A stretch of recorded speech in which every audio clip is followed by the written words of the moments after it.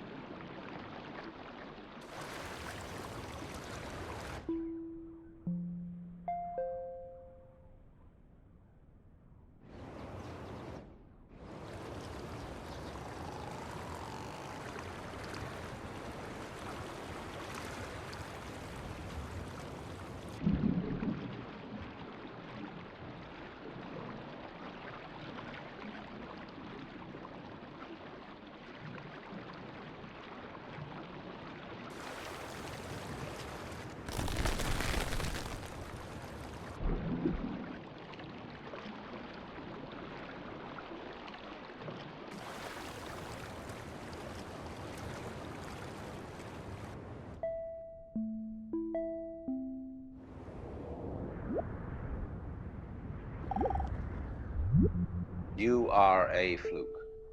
You are a separate event.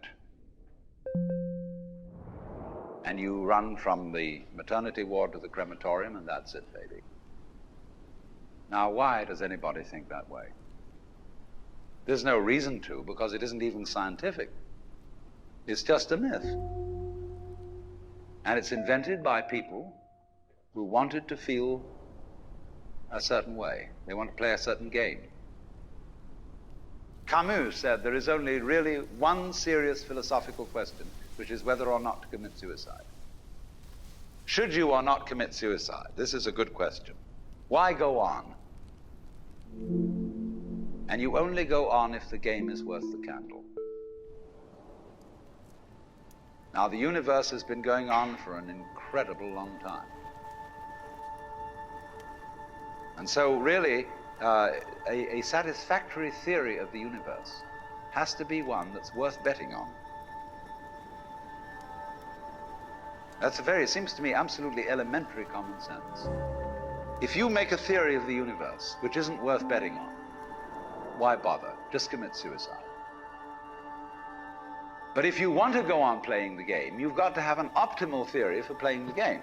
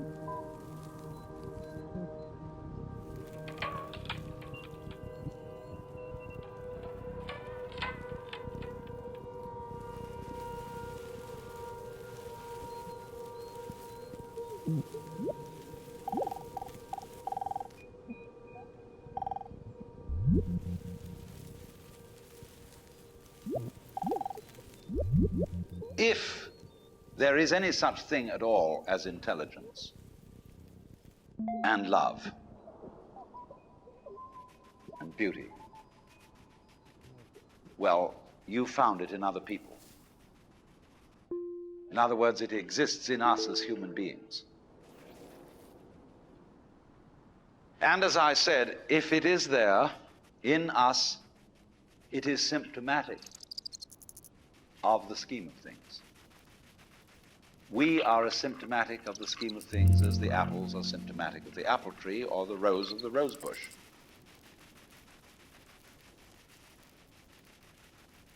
The earth is not a big rock infested with living organisms, any more than your skeleton is bones infested with cells. The earth is geological, yes, but this geological entity grows people. And our existence on the earth is a symptom of the solar system and its balances, as much as the solar system in turn is a symptom of our galaxy. And our galaxy in its turn is a symptom of the whole company of galaxies. Goodness only knows what that's in.